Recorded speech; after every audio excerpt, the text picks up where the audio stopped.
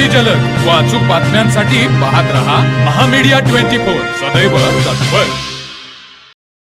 कोल्हापुरातील राजारामपुरी परिसरात दहशत माजवणाऱ्या कुख्यात साही गँगच्या टोळी प्रमुख ऋषिकेश उर्फ गेंड्या बाबासाहेब चौगुले, विशाल अविनाश माने उर्फ गोट्या लातूर, अजय अविनाश माने उर्फ अजा लातूर, अमित सुरेश दिंडे आणि रामा मुकुंद कलगुटकी या 5 सराईत गुन्हेगारांवर पोलिसांनी मोका अंतर्गत कठोर कारवाई केली आहे। या गँगवर खुनाचा प्रयत्न, खंडणी, अवैध शस्त्र बाळगणे आणि अत्याचार यांसारखे 30 पेक्षा जास्त गंभीर गुन्हे विविध पोलीस ठाण्यात दाखल आहेत।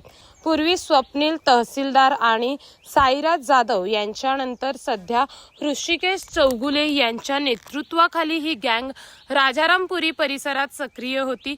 14 मे रोजी या गँगने एका व्यापाऱ्याकडे हप्ता मागून मध्यस्थी करणाऱ्या योगेश नलवडे यांच्यावर जीवघेणी हल्ला केला होता।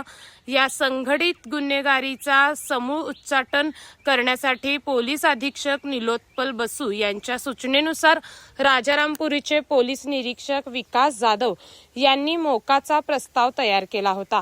शहर पोलीस उपअधीक्षक प्रिया पाटील, अप्पर पोलीस अधीक्षक अण्णासाहेब जाधव आणि LCPचे पोलीस निरीक्षक सुशांत चव्हाण यांच्या छाननीनंतर हा प्रस्ताव सादर करण्यात आला।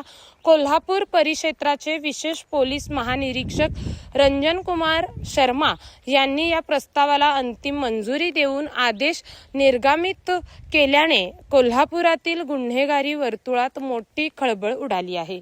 तर मग चला सबस्क्राइब करायला विसरू नका महामीडिया 24 न्यूज चॅनलला। महामीडिया 24 सदैव तत्पर।